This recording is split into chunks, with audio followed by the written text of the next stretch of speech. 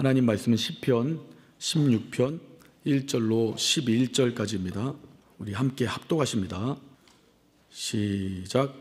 하나님이여 나를 보호하소서. 내가 주께 피하나이다. 내가 여호와께 아뢰되 주는 나의 주시오니 주밖에는 나의 복이 없다 하였나이다. 땅에 있는 성도는 존귀한 자니 나의 모든 즐거움이 저희에게 있도다. 다른 신에게 예물을 드리는 자는 괴로움이 더할 것이라. 나는 저희가 드리는 피의 전제를 그 이름도 부르지 아니하리로다. 여호와는 나의 산업과 나의 잔의 소득이시니 나의 분깃을 지키시나이다. 내게 줄로 재어준 구역은 아름다운 곳에 있으며 나의 기업이 실로 아름답도다. 나를 훈계하신 여호와를 송축할지라. 밤마다 내 심장이 나를 교훈하도다. 내가 여호와를 항상 내 앞에 모시며 그가 내 우편에 계심으로 내가 요동치 아니하리로다. 내 마음이 기쁘고 내 영광도 즐거워하며 내 육체도 안전히 거하리니 이는 내 영혼을 음부에 버리지 아니하시며 주의 거룩한 자로 썩지 않게 하실 것임이니이다. 주께서 생명의 길로 내게 보이시리니 주의 앞에는 기쁨이 충만하고 주의 우편에는 영원한 즐거움이 있나이다. 아멘. 세월이 참 빨리 가는 것 같습니다. 벌써 2021년도 4월 셋째 주인데요. 정말 세월이 쏜 화살과 같이 간다는 말이 새삼 느껴지는 요즘인 것 같아요. 제가 얼마 전에 이렇게 머리를 감고 이 빗으로 머리를 빗는데요. 흰머리가 늘어났더라고요. 흰머리가 원래도 있었는데 이쪽에 앞에 그리고 옆쪽에 듬뿍듬뿍 늘어났습니다. 이쪽은 없어요, 잘. 제가 가르마를 원래 가운데를 탔는데 이걸 이제 가릴 양으로 이렇게 약간 이제 7대3 정도로 이렇게 가르마를 탄 겁니다. 머리숱이 많아요, 제가. 그리고 흑발입니다. 상당히 검해요. 미용실 가면 사람들이 놀래요. 미용하는 분들이. 이렇게 머리숱 많은 사람, 이렇게 머리가 새까만 사람, 좀처럼 보기 드문데 그렇다는 거예요. 그래서 흰머리를 검은 머리로 눌러놨습니다. 그러니까 여러분들이 보실 때는 흰머리가 잘 안 보일 거예요.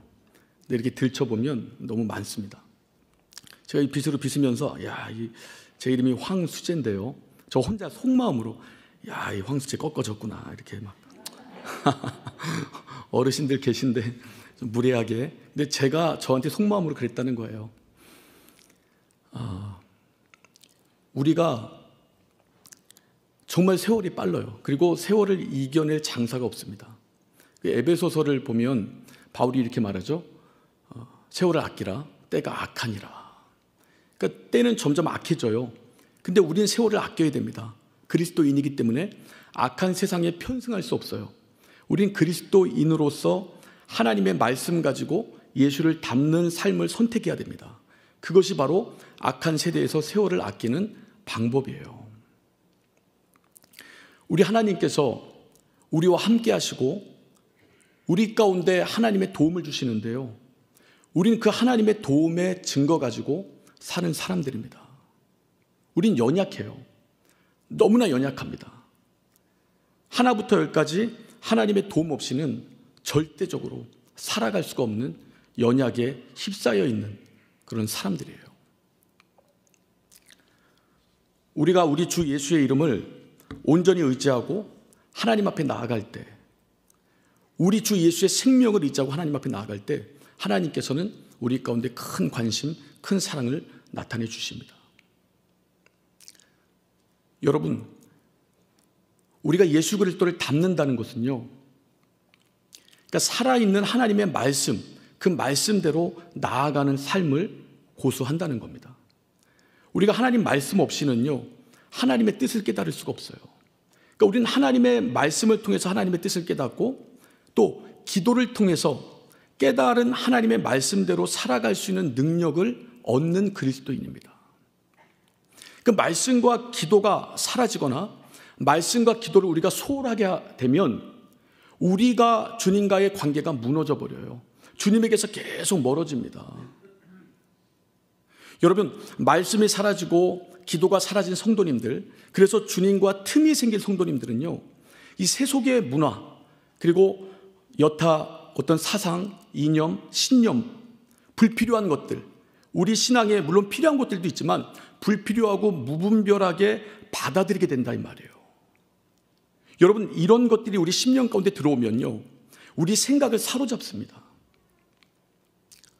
우리 요한복음에 보면 가룟 유다의 마음 가운데 예수를 팔려는 생각을 마귀가 집어넣었다고 성경은 기록합니다. 여러분, 우리 생각을 방해하는 거예요. 우리 생각 가운데 하나님의 말씀을 의심하게 만듭니다. 여러분, 하나님 말씀대로 살아내야 될 우리 그리스도인들이, 그래서 주 예수를 닮아야 될 우리 그리스도인들이 하나님 말씀대로 살아내지 못하게 계속 방해를 받는다면, 그 생각 가운데 의심이 들어온다면 우린 절대로 우리 주 예수를 닮을 수가 없어요. 우리 주 예수께로 가까이 나갈 수가 없습니다. 주님은 계속해서 예수를 닮으라 우리 가운데 요구하는데, 말씀이 의심이 되는데 어떻게 말씀을 믿어요? 말씀이 의심이 되는데 어떻게 주님과 가까워집니까? 그게 힘든 겁니다. 우리는 이 3월달, 4월달 우리 주 예수를 계속 묵상했습니다. 2월 17일부터 시작된 사순절, 그리고 고난주간, 그리고 부활절 예배까지 우리 계속해서 우리 주 예수를 묵상했어요. 근데 여러분, 우리 주 예수만 묵상하고 끝내면 안 됩니다. 나를 묵상해 봐야 돼요. 나는 과연 어떤가? 내 신앙은 어떤가? 내 신앙은 주님을 닮아 있는가? 아니면 주님을 닮으려고 몸부림치는가? 아니면 주님에게서 멀어지고 있는가? 내가 나를 살펴봐야 됩니다. 내 상태를 돌아봐야 돼요. 내 영혼의 신앙을 검증해 봐야 됩니다. 여러분, 우리 외모를 보기 위해서는 거울이 필요합니다. 우리가 거울을 보고 외모를 보죠. 저 같은 경우도 거울을 보니까 흰머리가 있음을 발견하는 거예요. 온 매무새도 매만질 수 있고, 내 외모에 어떤 특징이 있나, 특별한 것이 있나 살펴볼 수 있는 겁니다. 여러분 잘 아시는 것처럼 우리 영혼을 비추는 거울은 하나님의 말씀입니다. 우린 이 말씀 앞에 내 영혼을 비춰보는 거예요. 그래서 말씀 앞에서 과연 내 영혼이 어떤 상태에 있나 살펴보는 겁니다. 우리가 주 예수의 말씀을 따르고 그리고 기도할 때, 여러분, 우리는 하나님의 뜻을 알게 되고, 그리고 기도하면서 하나님의 뜻대로 살아갈 수 있는 온전한 힘을 얻게 되는 겁니다. 이 종교개혁자 루터가 이렇게 말을 했어요.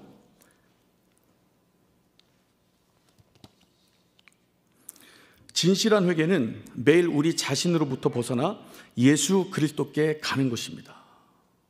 여러분, 진실한 회개가 무엇이냐? 나 자신으로부터 벗어나는 거예요. 그리고 우리 주 예수께로 계속해서 나아가는 겁니다. 다시 말하면 우리 주 예수를 닮아가는 것, 그것이 바로 진실한 회개다 이 말이에요. 근데 말씀이 없는 사람이, 말씀으로 찔림이 없는 사람이 회개할 수 있습니까? 말씀을 통하여 우리가 죄가 무엇인지 깨달을 수 있는데, 죄가 무엇인지 말씀을 통하여 깨닫지 못한 사람이 어떻게 회개를 해요? 또 말씀을 통하여 죄를 깨달았다 한들 회개할 능력과 힘이 없다면 어떻게 회개를 합니까? 여러분, 기도 없이는요, 내가 지금 죄된 길로 가고 있고 하나님의 뜻에 반한 길로 가고 있다 느낀다 할지라도 기도하지 않는 사람들은 회개할 수 있는 힘이 없습니다. 그러니까 결국 우리 주 예수 안으로 들어가는 것이 아니고 예수 밖으로 계속 멀어진다 이 말이에요. 우리 말씀과 기도가 너무나 중요합니다. 우린 꼭 말씀과 기도를 붙잡아야 돼요. 우리 구호처럼 나는 말씀을 읽으리라, 나는 기도하리라 이러고 끝내면 안 됩니다. 정말 말씀을 읽을 시간을 내가 정해야 돼요. 아침이 됐든 저녁이 됐든. 그래서 하나님 말씀을 통하여 하나님 뜻을 계속 알아가야 됩니다. 마찬가지로 우리 기도할 수 있는 시간도 좀 정해놔야 돼요. 현대인들은 계속 바쁘다 노래를 합니다. 그렇죠? 한 영상을 봤는데요, 한 직장인의 삶이에요. 아침에 일찍 일어나서 이제 출근을 합니다. 그리고 퇴근을 해요. 자기 개발을 위해서 학원을 가는 것 같아요. 그리고 집에 늦게 돌아와요. 옷도 안 갈아입고 침대에 눕습니다. 근데 바로 자는 게 아니고요, 핸드폰 하기 시작하는 거예요. 뭐 유튜브 보고 인터넷 보고 SNS 확인하고, 그렇게 2시간이 흘러갑니다. 그 2시간 지나고 나서 그냥 옷도 안 갈아입은 채로 잠이 들더라고요. 우리가 바쁘다 하지만 핸드폰 할 시간이 있는 거예요. 2시간 짬 시간이 있는 겁니다. 근데 우린 기도할 시간이 없어요. 주의 말씀을 볼 시간이 없어요.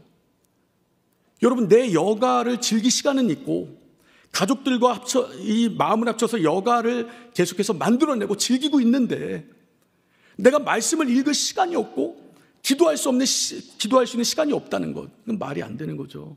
이건 우리 주님 앞에서 핑계를 대고 있는 겁니다. 여러분, 우린 기본에 충실해야 돼요. 기본이 무너지면 아무것도 안 됩니다. 기본이 사라지면 우리는 할 수 있는 것이 없어요. 우리는 3월, 4월 예수 그리스도를 계속 묵상했다고 제가 말씀드렸죠. 여러분도 묵상했을 겁니다. 여러분, 주님이 왜 고난을 당하셨습니까? 우리 때문에 주님이 고난을 당하신 거예요. 주님이 왜 죽으셨습니까? 우리 때문에, 우리 죄 때문에 그분이 죽어주신 겁니다. 그분의 부활을 통하여 우리가 생명을 얻은 거예요. 우린 예수를 그렇게 묵상했지만, 예수님이 가시는 길이고 아버지께 받은 명령이니까 예수님 그 길 가세요, 나는 내 길 갈게요, 이렇게 나온다면 우린 주님 앞에서 너무나 큰 죄악을 범하고 있는 겁니다. 우린 주님 앞에 죄송해야 돼요. 우린 하나님께서 우리 사랑하는 증거로 아들을 보내주셨는데, 그리고 피 흘리기까지 우리 가운데 사랑을 다 쏟아내셨는데, 그 하나님의 아들 예수 그리스도를 우리가 어떻게 섬기고 어떻게 따르고 어떻게 가까워지고 어떻게 닮아가고 있는가, 아니면 반대로 예수 그리스도에게서 멀어지고 있는가 살펴봐야 됩니다. 여러분, 우리 기본이 회복돼야 돼요. 말씀과 기도가 회복돼야 됩니다. 그래야 우리 교회가 살아요. 그 어떤 것보다 말씀과 기도가 중요합니다. 내 심령 가운데 주의 말씀을 받는 시간이 중요하고요, 내 심령이 하나님 앞에 골방에 나가 기도하는 그 시간이 너무나 중요한 거예요. 소중한 거예요. 골방에서 은밀한 곳에서 우리 아버지가 우리를 만나주시잖아요. 우리 마태복음 6장 6절 한번 볼까요? 자, 너는 기도할 때 네 골방에 들어가 문을 닫고 은밀한 중에 계신 내 아버지께 기도하라. 은밀한 중에 보시는 내 아버지께서 갚으시리라, 이렇게 말씀합니다. 여러분, 이 말씀이 얼마나 소망된 말씀입니까? 어느 사람도 내가 기도하는 거 관심 없어요. 그런데 우리 하나님 아버지만은 내가 은밀한 중에 아버지께 기도하는 그 상태를 유심히 보시고 사랑스러운 눈으로 보시고 우리 가운데 갚아주시고 응답을 주신다, 이 말이에요. 이 힘을 가지고 그리스도인은 사는 겁니다. 여러분, 오늘부터 골방을 만드세요. 안방이 좋고요, 건너방 거실도 괜찮습니다. 또 교회 나와서 기도하면 더 좋고요. 우린 기도가 회복돼야 됩니다. 여러분, 개혁 말하지만 기도가 죽은 개혁은 절대 이루어지지 않아요. 여러분, 역사의 주관자는 우리가 아닙니다. 하나님이 역사의 주관자십니다. 그러니까 우리는 하나님으로 일하시게 해야 돼요. 하나님 말씀을 심령 가운데 가득히 품고 하나님의 뜻이 이루어질 수 있도록 기도의 원동력이 우리 심령 가운데서 꿈틀꿈틀 돼야 된다, 이 말이에요. 그때 하나님께서 우리 손길, 우리 발걸음, 우리가 나아가는 모든 지경 가운데서 일하실 겁니다. 그 말씀과 기도로 온전히 무장하시는 우리 사랑하는 개혁 성도님들 다 되시기를 예수 이름으로 축원합니다. 19세기 초에 이 스코틀랜드 던디라는 지역에 성 베드로 교회가 세워지고, 이제 얼마간의 시간이 지나고 여기 목사님이 부임합니다. 로버트 맥체인 목사님이 부임을 해요. 이분은 22살에 안수를 받습니다. 그리고 29살에 죽어요. 주님의 부르심을 받아요. 이분이 목회한 기간은 7년 6개월입니다. 이렇게 짧은 목회 기간, 그러니까 반짝 목회한 거예요. 그런데 불꽃 같은 목회를 감당하셨어요. 그 수많은 사람들에게 영향을 줍니다. 설교의 황태자라 불리워지는 찰스 스펄전이 모든 기독교인들은 로버트 맥체인 목사의 전기를 읽어야 된다라고까지 언급을 했어요. 그러니까 수많은 영향력을 우리 가운데 미쳤는데, 그 수많은 것들 중에 한 2가지만 뽑는다면 이분은 말씀을 너무나 사랑했던 분이에요. 밤낮 없이 주의 말씀을 읽고 또 기도도 하고, 그래서 말씀과 기도로 균형 잡힌 신앙을 감당했고 목회를 했던 분입니다. 그 말씀을 너무 깊이 상고하고 많이 상고하다 보니까 지혜가 생겨요. 그래서 이분이 성경 읽기표를 만듭니다. 그것이 유명한 맥체인 성경 읽기표예요. 여러분들이 알게 모르게 이 성경 읽기표를 사용하셨을 겁니다. 이 성경 읽기표를 가지고 성경을 읽으면 1년에 구약 1독 그리고 시편과 신약은 2독을 할 수 있습니다. 이 복음주의 진영에 있어서 양대 산맥 같은 존재들이 있어요. 한 분은 마틴 로이드 존스 목사님이고 한 분은 존 스토트 교부 또는 목사라고 부르는데 이분들이 복음주의 진영에 있어서 양대 산맥 같은 분들이에요. 이분들이 이 로버트 맥체인 목사님의 성경 읽기 표를 가지고 영적인 유익을 누렸다라고 고백을 합니다. 특히나 마틴 로이드 존스 목사님 같은 경우는 53년간을 이 성경 읽기 표를 가지고 성경을 읽고 유익을 얻은 거예요. 그러니까 이 맥체인 목사님이 수많은 성도들에게 성경을 사랑할 수 있는 그 어떤 계기를 마련해 준 거죠. 두 번째는 본인이 감당하던 성 베드로 교회를 엄청나게 부흥시킨 겁니다. 폭발적인 부흥을 시킨 거예요.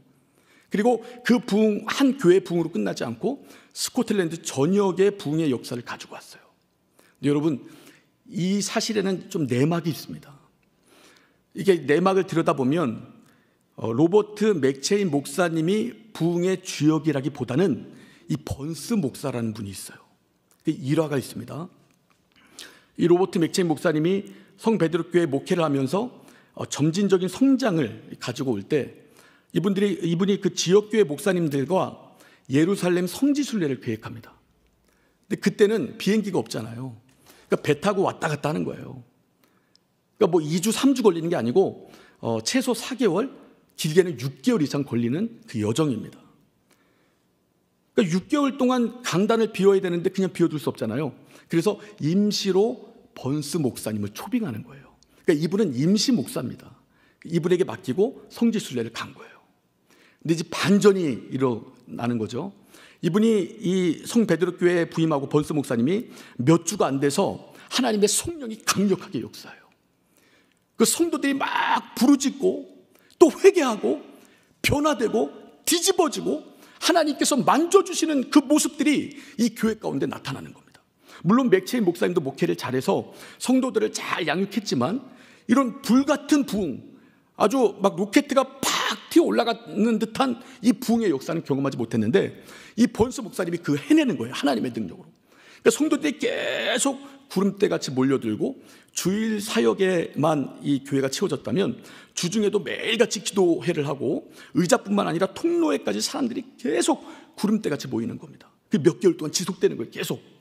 그러다가 이제 맥체인 목사님이 이스라엘 사역 그 성지순례 끝나고 왔어요. 깜짝 놀라는 겁니다. 교회 상황을 보고 성도들 얼굴이 다 변해 있는 거예요. 은혜가 충만한 얼굴, 성령 충만한 얼굴. 내가 알던 성도들이 맞나? 깜짝 놀라는 거죠. 근데 두 번째로 놀라는 건 담임 목사가 돌아왔는데 물론 기뻐하고 반겨주지만 더 이상 이 목사님의 영향을 받기보다 번스 목사님의 영향을 받는 거예요. 그러니까 이 맥체인 목사님이 화가 머리끝까지 치밀고 분노가 막 차오르고 아주 악독한 마음이 가득해져서 이 번스 목사에게 번스 목사 나가! 라고 했다면 제가 이 일화를 안 들었겠죠. 이분은 성령의 사람입니다. 내가 못하는 건 내 약점 때문에 하나님이 하지 못한 일을 번스 목사의 강점을 통하여 하나님이 이 일을 이루어냈구나. 이 부흥을 이루어냈구나. 그러니까 내가 아니어도 되는 거예요. 내가 아니어도 하나님의 일이 진행되면 그것으로 기뻐하는 겁니다. 마치 사도 바울처럼 바울이 감옥에 있을 때 바울을 시기하는 자들이 바울 더 시샘하라 시기하라 이 마음으로 막 전도하죠. 근데 바울은 뭐라고 그래요? 어쨌거나 저쨌거나 증거되는 분은 예수다. 난 그걸로 만족한다. 이 맥체인 목사님이 이 마음이 있는 거예요. 성령의 열매가 10년 가운데 가득한 겁니다. 여러분 담임 목사가 왔잖아요. 이분은 임시 목사잖아요. 담임 목사 왔으면 떠나거나 다른 사역지로 가야죠. 근데 맥체인 목사님이 잡아요. 이 번스 목사님을 잡습니다. 그리고 함께 공동 목회합시다. 이 번스 목사에게 계속 설교권을 줍니다. 계속 설교하면서 영혼들을 만들어 간다 이 말이에요. 계속 하나님의 사람을 만들어 갑니다. 그리고 때가 찼을 때 이 번스 목사를 하나님이 옮겨요. 그리고 옮겨진 이 지역에서도 계속 부흥을 일으킵니다. 그 맥체인 목사님이 남은 이제 사역, 이 성 베드로 교회에서 사역을 감당하다 29살에 생을 마감한다 이 말이에요. 그러니까 번스 목사, 맥체인 목사. 이 번스 목사 참 멋있어요. 부흥사적 기질이 있는 겁니다. 근데 저는 이분이 부러운 게 아니에요. 물론 닮고 싶은 마음이 있지만 이분보단 맥체인 목사님이 너무 멋있는 거예요. 내가 아니어도 돼. 하나님의 역사가 이루어지는 건 내가 아니어도 돼. 얼마든지 역사의 주관자는 하나님이시니까 하나님의 뜻대로 하나님께서 일하실 거야.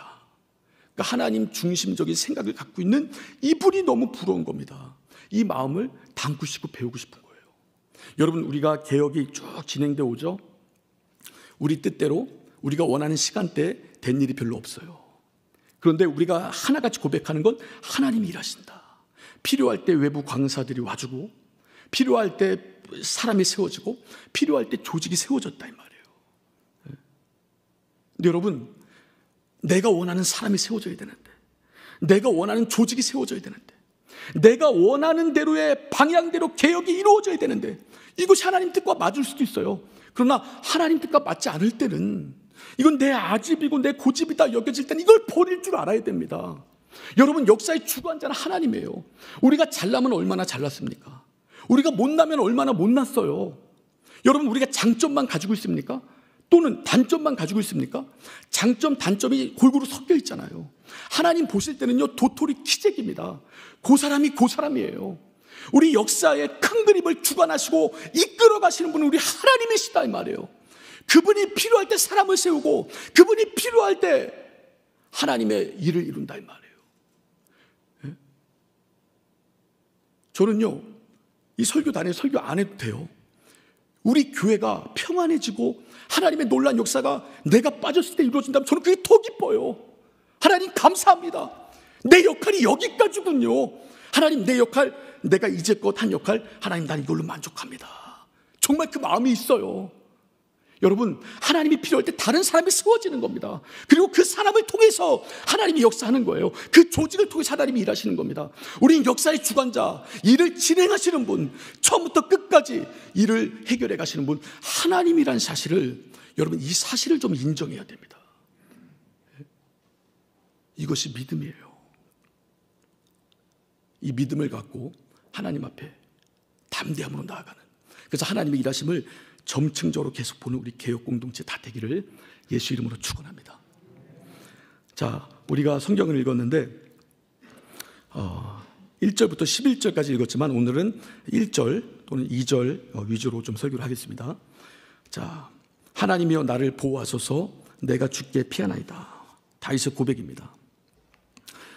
다윗은 지금 어려움을 당하고 있어요. 힘들어요. 괴롭습니다. 공포스럽고 두려워요. 근데 무슨 문제 때문에 힘든지 모르겠어요. 잘 나타나 있지 않습니다. 근데 하여튼 힘들어요. 근데 다윗이 뭐라 고백하느냐? 내가 주님께만 피합니다. 여러분, 다윗의 주위에는 재력가들도 있어요. 또 권력자들도 있습니다. 얼마든지 지혜자, 현자, 철학자들도 있어요. 근데 그 사람들 찾지 않습니다. 오직 내가 주님께 피합니다. 왜? 여기 보면 하나님이여 나를 보호하소서. 이 보호하소서라는 단어가 샤마르라는 히브리어인데요, 울타리를 치다라는 뜻이 있습니다. 그러니까 하나님의 울타리, 그 안에 거하는 나, 그때가 가장 하나님의 보호를 받고 내가 안정을 취하는 유일한 안식처임을 이 다윗은 누구보다 잘 아는 겁니다. 이게 다윗의 믿음이에요. 어떤 상황이 다가오더라도 나의 피할 곳은 하나님이십니다. 나를 보호할 분은 하나님이십니다. 이것이 다윗의 믿음입니다. 이 하나님께서 사울 왕을 버리십니다. 그리고 사무엘에게 베들레헴으로 가라. 이새의 아들 중에 내가 지목하는 자 왕으로 삼아라. 사무엘이 이새의 아들 중에 엘리압을 봅니다. 첫째 아들. 깜짝 놀라요. 이야, 하나님 실수하지 않으시는구나. 왕감이다. 야, 이 용모와 신장을 보라. 정말 왕이구나. 하나님 역시 실수하지 않으셔. 막 기름을 부으려고 하는데 하나님이 이 사무엘을 꾸짖죠. 너는 용모와 신장을 보느냐? 나는 그런 거 안 봐. 나는 사람의 중심을 본다 라고 하나님께서 말씀하셔요. 이 중심이 뭘까요? 중심이 믿음입니다. 하나님을 얼마나 크게 보느냐, 문제보다 상황보다 여건보다 환경보다 하나님을 더 크게 보는, 여러분 그것이 마음의 중심이에요. 이새에게도 다윗은 관심의 대상이 아니었어요. 그 높은 선지자가 오는데 아들들 다 불러놓고 다윗은 양치로 보냅니다. 그러니까 다윗은 이새에게 아들로선 사랑하지만 인지도는 없는 거예요. 그랬던 다윗에게 하나님의 관심이 있습니다. 이게 다윗의 믿음이거든요. 하나님 중심 사상이에요. 여러분, 우리가 골리앗과 다윗이 싸울 때 그 다윗의 믿음이 분명히 드러나죠. 저는 이 말씀 구절을 참 좋아하는데, 우리 사무엘상 17장 45절 한번 보시겠습니다. 다윗이 블레셋 사람에게 이르되 너는 칼과 창과 단창으로 내게 오거니와 나는 만군의 여호와의 이름 곧 내가 모욕하는 이스라엘 군대의 하나님의 이름으로 내게 가노라. 너는 칼과 창과 단창으로 나오느냐? 나는 네가 모욕하는 이스라엘 군대의 하나님 여호와 하나님의 이름으로 나아간다. 다윗은요, 어떤 상황보다 문제보다 공포보다 두려움보다 그 골리앗의 아주 위용찬란한 그 장군으로서 능력보다 하나님이 더 크게 보이는 거예요. 이게 믿음입니다, 여러분. 하나님이 더 크게 보이는 것. 하나님은요, 반드시 이런 사람을 쓰세요. 여러분, 우리가 일을 하다 보면 누군가가 뭔가 이렇게 잘못을 해요. 그럼 계속 막 지적을 합니다. 이거 잘못됐다, 저거 잘못됐다. 여러분, 지적은요, 분노와 증오에서 나오죠. 이 분노와 증오에서 나오는 지적은 절대 사람을 못 바꿉니다. 사람을 바꿔낼 수가 없는 거예요. 오히려 악감을 품게 만들어요. 지적받는 사람, 악감을 계속 품으면 쌓이면 어떻게 돼요? 이 터져버립니다. 그 싸움 나는 거예요. 예수님의 방법은 뭐예요? 여러분, 예수님도 권면을 합니다. 근데 예수님의 권면의 중심에는 사랑이 있는 거예요. 예수님도 불같이 화를 내요. 거룩한 분노를 내십니다. 그러나 그 중심에도 사랑이 있는 거예요. 그리고 예수님은 품어버리는 겁니다. 베드로가 예수님을 부인했어요. 이놈의 자식이, 이렇게 말씀 안 하시잖아요. 내 양을 먹이라, 내 양을 치라, 내 양을 먹이라 품어버려요. 도마가 의심합니다. 도마야, 옆구리에 네 손가락 넣어봐. 그리고 믿지 않는 자 되지 말고 믿는 자가 돼. 품어버린다 이 말이에요. 품어버리니까 변해요. 여러분, 우리 예수님의 방법은요, 사랑으로 품어버리는 겁니다. 우리가 품을 때 사람들이 변해요. 여러분, 지적받는다고 지적한다고 사람들이 변하지 않습니다. 여러분, 다윗의 믿음, 엄청난 믿음이죠. 그러니까 우리가 이 믿음이 필요해요. 하나님이 피난처, 하나님만이 나의 중심, 하나님을 사랑하는 그 마음, 그 믿음이 모든 걸 능가하고 가장 높은 수준에 있는 그 상태를 우리가 유지해야 되는데, 우리는 세상을 살아가는 많은 사람들, 또 그리스도인들도 이 하나님을 피난처로 여기지 않을 때가 많아요. 그럼 뭐를 피난처로 여길까요? 보통 우리 많이 사람들이 말을 하죠. 뭐니 해도 머니가 최고다. 그러니까 돈을 피난처로 여깁니다. 제가 이 베스트셀러 책들을 좀 찾아봤어요. 근데 왜 이렇게 돈에 관한 책이 많은지. 그러니까 사람들이 지금 돈에 혈안이 돼 있는 거예요. 많은 책들이 있는데 그중에 5권만 뽑아왔습니다. 제목을 적어와 봤는데요. 부자 아빠, 가난한 아빠, 심리학이 돈을 말한다. 돈 없음, 꿈 없음, 남친 없음, 돈의 속성, 돈의 심리학. 이게 다 베스트셀러 목록에 올라와 있는 거예요. 그러니까 돈이 나의 안식처다, 돈이 나의 피난처다, 돈이면 만사, 오케이, 이거 해결이다. 이런 마음이 역력한 겁니다. 2002년에 영국에서 이 마이클 캐롤이라는 사람이 복권에 당첨됩니다. 그러니까 1억 천금의 대명사 복권에 당첨돼요. 970만 파운드. 우리나라 돈으로 그 당시 141억입니다. 여러분, 이 복권에 당첨되면 심리학자들이 말을 하는데요. 그러니까 다는 아니지만 대다수의 사람들이 제일 먼저 버리는 게 있대요. 헌집을 버릴까요? 헌차를 버릴까요? 배우자를 버린답니다. 남편은 아내를 버리고 아내는 남편을 버린다고요. 그럼 여러분, 복권 되자마자 당신 가, 이런 게 아니에요. 복권 되면요, 서로 부둥켜 안고 좋아합니다. 야, 당신 고생 다 했네. 여보 수고했어요. 우리 인생끼리 이제 장밋빛 인생이 펼쳐지겠네요. 이러고 좋아하다가 돈이 많아지니까 환경이 바뀌죠. 안 봐야 되는 사람들을 보는 겁니다. 불륜이 일어나고 가정이 깨지고 모든 게 다 망가지는 거예요. 이 마이클 캐롤이라는 이 사람이 이 수순을 밟아갑니다. 자기 부인을 버려요. 그리고 헌집을 버리고 새 집을 삽니다. 그리고 그 집에다가 이 자동차 레이스 경기장을 만들어 버려요. 거기서 자동차 레이서들을 불러다가 막 호화롭게 경기를 하는 거예요. 그리고 밤마다 마약 파티를 합니다. 그리고 성매매가 이루어져요. 그러니까 쾌락에 타락이 끝을 달리는 거예요. 우리 누가복음 보면 탕자가 나오죠. 아버지가 시퍼렇게 살아계신데 내 몫을 달라. 그리고 타국에 가잖아요. 허랑방탕한 생활을 합니다. 허랑방탕한 생활을 할 수 있는 것은 돈이 있기 때문에 그래요. 여러분, 돈이 있으면 사람이 붙습니다. 여자고 남자고 붙어요. 전 그걸 어릴 때 좀 알았어요. 어릴 때 우리 집이 슈퍼를 했습니다. 제가 학교 갈 때요, 이것저것 싸갔어요. 과자, 사탕 막 나눠주는 거예요. 내가 친해지고 싶은 애들한테 더 주는 거예요. 막 주면 애들이 막 제 주위에서 노는 겁니다. 전 내성적이라 말도 잘 안 했는데도 막 제 주위에서 놀아요. 근데 우리 가세가 기울어졌어요. 슈퍼를 접었습니다. 과자를 못 갖고 가요. 한두 명씩 떨어져 나가요. 아무도 없어요, 진짜. 전 그때 알았어요. 아, 나를 좋아했던 게 아니구나. 내가 주는 과자, 그 콩고물이 좋았던 거예요. 여러분, 탕자가 돈 떨어지니까 다 없어지죠. 다 사라집니다. 아무것도 없어요. 그리고 이제는 굶어요. 그러니까 유대인들이 그렇게 싫어하는 돼지, 먹지도 않는 그 돼지, 돼지를 치는 자의 종이 되어서 돼지가 먹는 지엽 열매를 돼지랑 나란히 먹고 앉아있다 이 말이에요. 이렇게 나락으로 떨어지는 겁니다. 이 마이클 캐롤이라는 이 사람이 그렇게 허랑방탕하다가 수년 만에 파산을 맞이합니다. 그리고 이 사람이 어디서 발견되냐면 저 허름한 쿠키집, 거기서 한 달 70만 원 받는 노동자로 발견돼요. 그러니까 여러분, 돈은요, 잠시 잠깐의 어떤 말초신경을 자극하는 기쁨은 줄 수 있지만 우리의 영원한 피난처는 안 된다 이 말이에요. 성경은 뭐라고 말합니까? 돈은 일만하게 뿌리다라고 말을 할까요? 돈을 사랑함이 일만하게 뿌린 거예요. 그러니까 돈을 사랑하다가 매이고 빠져나오지 못하고 돈의 혈안이 되면 우린 그걸 받잖아요, 여러분. 돈의 혈안이 되고 미치니까 하나님도 안 보이고 성도들도 안 보이고 돌에 꽂히니까, 그래서 만몬 신이라고 하는 겁니다. 우상이에요. 제일 큰 우상입니다. 우리의 영원한 피난처가 되지 못해요. 제가 예전에 인간극장을 봤는데 아주머니가 섬에서 삽니다. 남편이 빨리 돌아가셨어요. 자녀들을 잘 건사했습니다. 자녀들이 서울로 올라갔어요. 재력가들이 됐습니다. 이제 어머니 고생한 게 보여요. 어머니 고생 그만하고 우리랑 같이 살아요.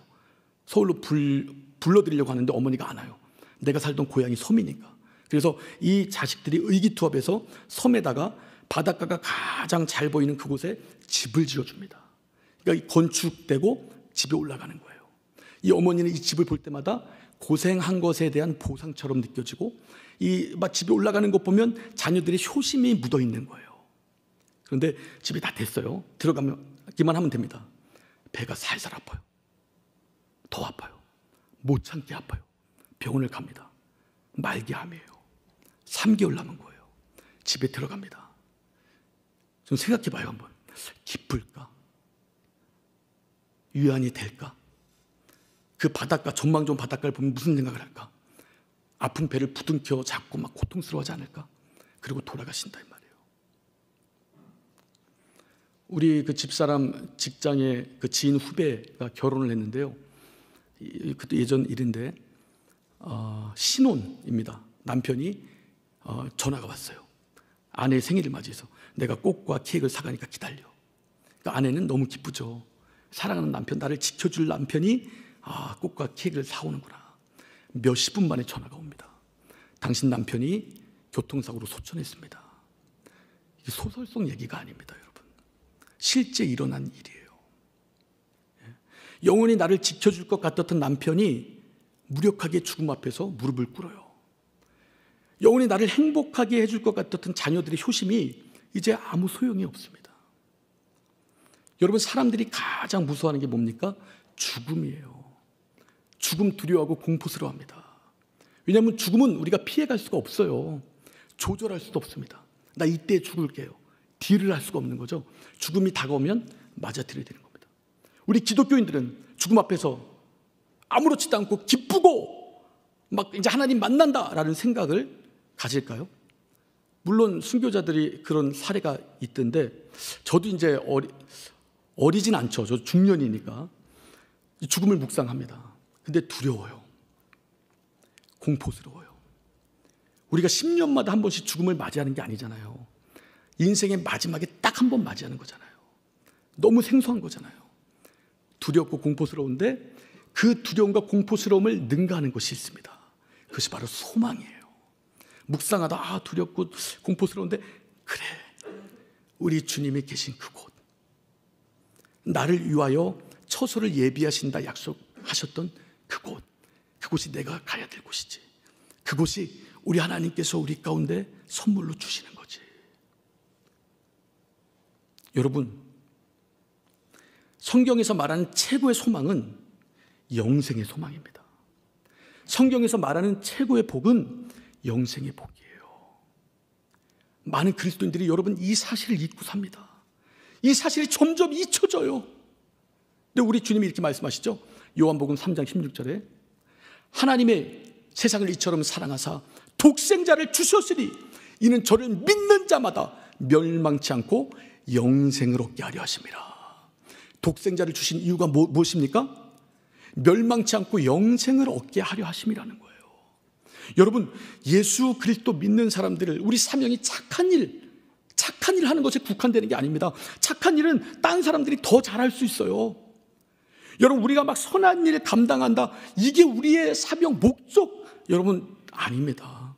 구제, 이웃사랑, 구제, 이것에 목매고 하는 것, 여러분 이것이 우리 그리스도인들의 최고의 사명이다? 아닙니다. 너 그렇게 말하고 어떻게 마무리하려고 그러냐? 뭐 그런 표정을 쳐다보시는데요. 여러분, 우리 주 예수를 믿으면요, 예수를 닮아가게 돼 있어요. 그러니까 예수를 믿었지만 예수를 안 닮아간 사람들이 많기 때문에 기독교가 욕먹고 이렇게 기독교가 정말 기독교 취급을 받는 건데, 정상적인 그리스도인은 말씀과 기도가 세워지면 여러분 하늘 소망이 충만해지고 그것이 그리스도인의 정체성을 형성합니다. 그래서 여러분 예수를 닮게 돼 있어요. 그러니까 예수를 닮아서 착해지는 거예요. 예수를 닮아서 선한 일을 하는 겁니다. 예수를 닮아서 주의 말씀이 10년 가운데 명령되니까 구제하는 거예요. 그러니까 여러분, 우리 예수 그리스도 믿는 사람들 목적은 영생입니다. 우리 주 예수께서 우리 가운데 말씀하신 부분은 영생이에요. 그 목적대로 살아가는 그리스도인이 예수를 닮기 때문에 특징으로 나타나는 것이 착하고 선하고 구제하는 거다 이 말이에요. 근데 이것이 목적이 된 것 같아. 목적을 상실한 것 같아. 이것만 하면 된다 그리스도인은. 아니요, 세상 사람들은 더 잘해요. 세상 사람들은 더 잘해요. 하나님이 우리 가운데 주신 최고의 목적이 뭔가? 영생입니다. 여러분, 우리 성경 볼까요? 요한일서 5장 13절 한번 보겠습니다.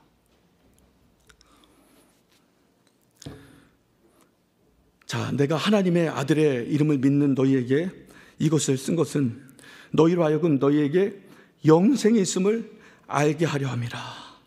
하나님의 아들을 이름을 믿는 너희에게 내가 이것을 쓴다. 그러니까 요한이 요한 서신을 쓴 목적을 마지막 장에서 밝히는 거예요. 너희에게 영생이 있다. 너희 여기 고와 같이 버려두지 않아. 우리 주 예수께서 처소를 만들면 너희를 데리러 오신다. 이것이 내가 너희에게 서신을 쓰는 목적이야. 또 유다서 1장 21절, 하나님의 사랑 안에서 자기를 지키며 영생에 이르도록 우리 주 예수 그리스도의 긍휼을 기다리라. 그러니까 우리가 하나님의 사랑 안에서 나를 지켜야 될 이유, 우리 주 예수 그리스도의 긍휼을 기다려야 될 이유 뭡니까? 영생에 이르기 위한 거예요. 그래서 여러분, 하나님 사랑 안에서 나를 지키는 겁니다. 말씀 따라 순종하는 거예요. 그리스도의 향기와 성품을 나타내는 겁니다. 그 이유가 뭐예요? 우리가 만나야 될 우리 주 예수, 영원한 아버지의 품이 있기 때문에 우리가 여러분 이 땅에서 우리 주 예수를 바라보고 이겨내는 겁니다. 그러니까 정상적인 그리스도인들을 세상 사람들이 많이 못 보니까 욕하는 겁니다. 여러분, 이 하나님의 나라에 대한 확실한 믿음이 있으면요, 그리스도인의 정체성이 확 형성되고요, 세속화되지 않습니다. 영생을 말하지만 그 사람의 행동을 보면 알아요. 돈에 꽂혀 있고 사람에 꽂혀 있고 환경에 꽂혀 있고 세속의 문화를 따라가면서 입술로만 영생을 말하는 것, 우린 그거에 속아온 겁니다. 여러분, 영생에 대한 신앙이 확실하면요, 세속에 물들지 않아요. 어떤 이념이나 사상이나 철학에 물들지 않습니다. 하나님의 말씀, 약속의 말씀이 심령 가운데 살아나 이 말씀 붙들고 하나님의 뜻을 이루며 나아간다 이 말이에요. 여러분, 우리 신앙은 이겁니다. 어떤 선교사 이 두 부부가 아프리카로 선교를 떠납니다. 아이들은 어려요. 근데 아이들은 부모의 신앙 때문에 그냥 알아서 이제 헌신하고 희생하는 건데, 이 남편은 아프리카만 알아요. 예수님만 알고 하나님만 알아요. 근데 아프리카에서 불의의 사고로 돌아가십니다. 이 부인 선교사는 믿음이 좋아요. 하나님을 원망하지 않습니다. 근데 마음에 남아있어요. 하나님 왜요? 이렇게 예수만 알고 하나님만 알고 또 아프리카만 아는 이 사람 왜 데려가셨어요? 그 한국에 돌아와서 많은 사람이 위로를 줍니다. 어떻게 해요? 막 선교 단체, 교회 수많은 사람들이 위로의 말을 건네는데 위로가 안 돼요. 근데 어느 날 말씀과 기도 집중하는데 누구도 위로해 주지 못하는 하나님의 위로가 임하는 겁니다. 그리고 내가 가야 될 아버지 집, 우리 남편이 쉬고 있는 우리 아버지 집, 그곳에 대한 소망이 심령 가운데 불일 듯하는 거예요.